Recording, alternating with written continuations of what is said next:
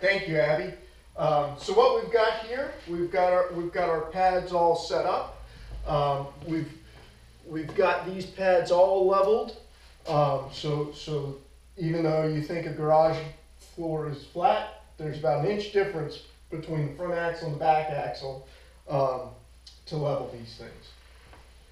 Before we scale a car, a couple of things we need to do. Some people don't run them, but what I like to run is bump rubbers. And Abby, can you show them a little closer of some of the bump rubbers we like to run? Yes, that's perfect. Those are bump rubbers, and they're progressive bump rubbers. We actually run 2 in each corner of this car here, stack them on top of each other. The nice thing about a bump rubber is it protects your suspension. It also acts kind of like a spring and a dampener. It self-dampens some of that oscillations there. So, to set them, it does get to be a little frustrating. You'll be rewarded with the setup on it. So, to set them, you would take your sway bars off, take your shocks out, take your springs off of your shocks. Install these on the shaft of the shock. These. This is what he's talking about. These, the bump rubbers. Perfect. So they would go on the shaft here, okay? Now, you would then set your low tire pressure, so cold tire pressure, full fuel load, driver installed in the car, and then lower the car down on the ground. Yeah. You want this floor pan to just clear a flat surface. So obviously not on the scales, a concrete pad is fine. You would want it to just clear a flat surface to where an ant, you would feel it under the car. So, if you find it's too low and you got to come up with it, Abby will show you some shims, and the black thing she's going to hold up is a shim, and the white thing's going to be a packer. And we'll talk about those here in a minute. This is the packer, and this is the shim. Right, good job. So you would go ahead and shim it and bring the vehicle to that level we talked about where it just clears the ground. And I like to shim it with something that I can't remove. That way I can't screw it up. And I like to save the packers for at the racetrack for a tuning adjustment. It gives you a real nice fine adjustment for setup. Now, after you've done all that, go ahead and install your springs in your car. Set your tire pressure to its hot temperature, hot pressure. Put a half a load of fuel in the car. Yeah. Driver in the car, and set your ride height to the lower end of your spectrum. I put a priority on the front ride height over the rear ride height, and I adjust the rear to complement the front. If there's a setup window that your car runs best in, say for example on this car, 1 3/4 inch to 2 inches, I would set it at 1 3/4 of an inch. That way, when we're actually making our adjustments for the scaling, we would actually raise the car up. We don't have to guess, where was I? Do I go up? Do I go down? That way, you're always bringing it up. Different people have other methods, but that's just what I found works best for me.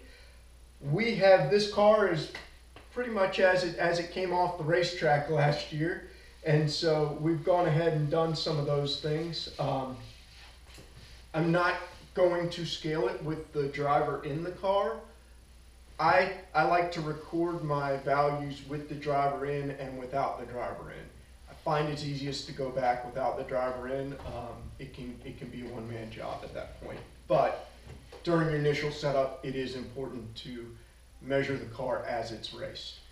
Okay, so This is as it came off the racetrack, but I did mess with some stuff so that our cross weights are out. That's really the goal here, is we want to get the sum of our left front and our right rear equal to the sum of our right front and our left rear. That'll give you a nice balanced car. Really pay dividends when you're changing directions. It'll be much more responsive and predictable. All right, Abby, I'm going to have you read out the weights for us when I roll the car onto the scales, okay? What's it reading right now? 0. Okay.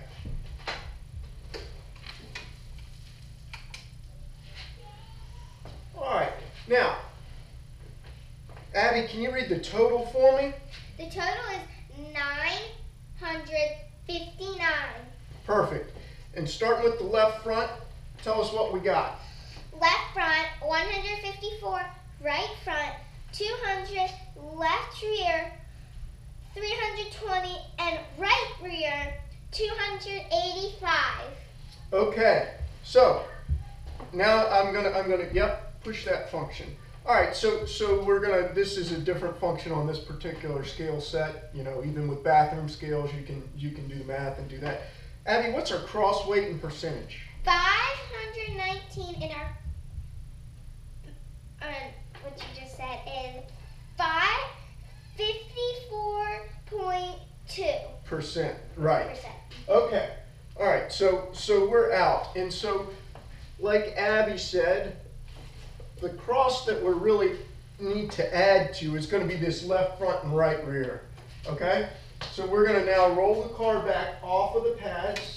You got it, Abby? Good job. Right there. Thank you.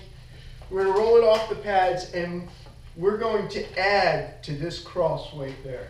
So in order to add weight, we would actually raise the spring perch on one of those. It's going to add weight on that cross, and it's going to take away weight on this cross. We'll go ahead and make that change. Raise that up for me, Abby.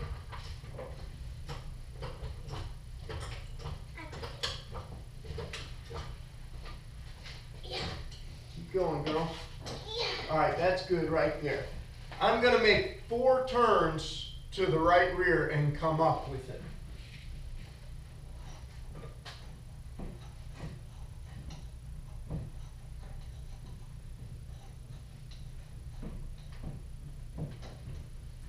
Okay, Abby, let's go ahead and let it down.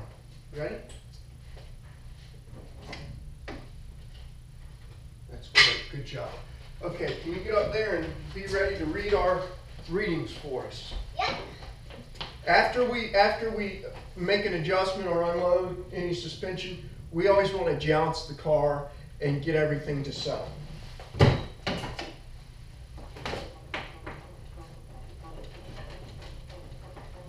One thing to talk about, you can see them moving, is spring rates. Spring rates vary greatly from one chassis to the other.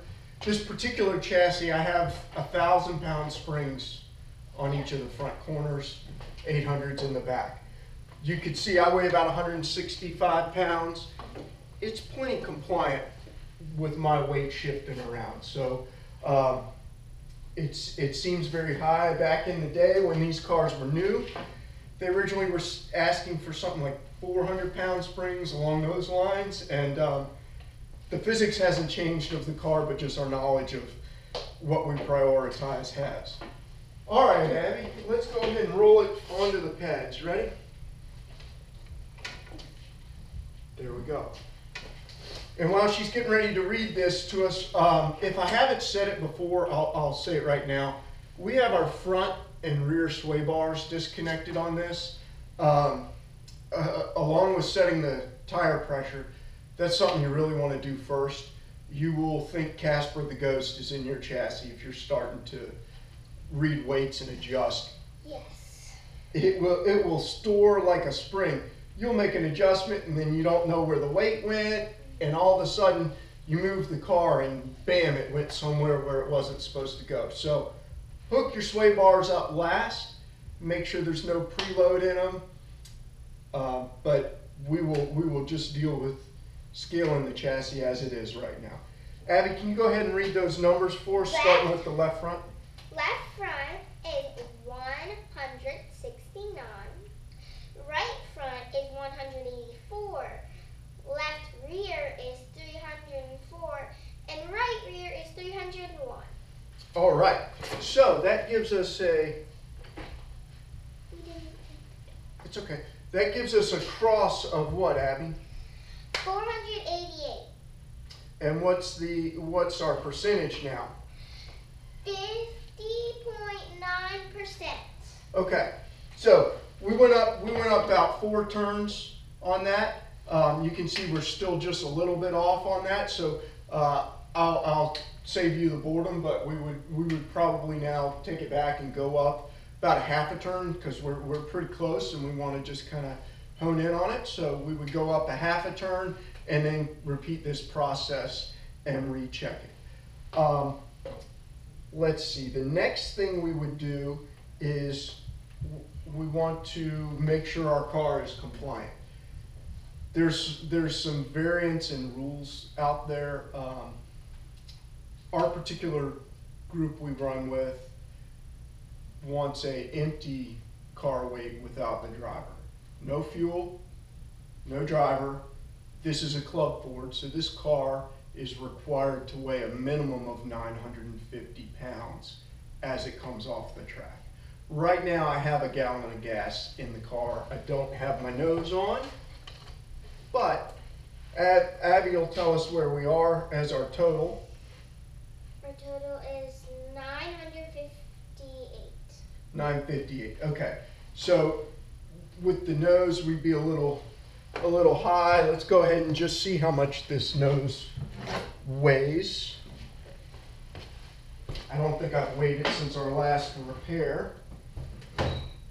What's our total now, Abby? 963. Okay. All right. So about a 5-6 pound nose. All right. So again, check your compliance as far as that goes. Last, adding ballast, same deal. A lot of cars, you need to add some ballast to them. That's awesome. If you can get your car light enough to add the ballast, go ahead and do it. Have at it, and dial everything in that way. Now, Abby, what is the most important thing when you're setting up a car and aligning the car? What do you think? Record.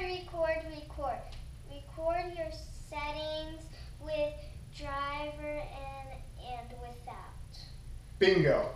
Next time you set without driver in the car. That's right. She's exactly right. Like we mentioned earlier, if you record your settings with the driver in and without, you can set it next time with the driver out of the car, and it really makes life a lot easier. Abby, show them how where we record stuff. It's right over there. Yes, it's right here. Is our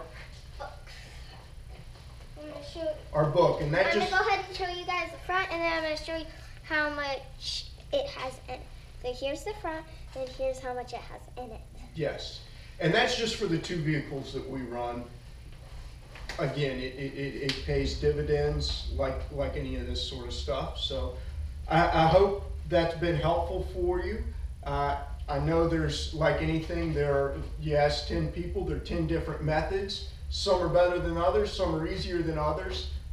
There are a lot more knowledgeable people out there than I am. But we're not looking for any secrets, but if you've got any techniques that you think would be helpful for those in our series, please comment below. We really appreciate and love to hear from your knowledge and experience on it. Abby, you got anything else to say to wrap this video up? Give this video a thumbs up, and I've got a question for you guys. How many videos have y'all subscribed to? And the other video, I don't have the same question, it's about this video. There So you go. thank you for watching. There you go. Bye. Next up is going to be alignment.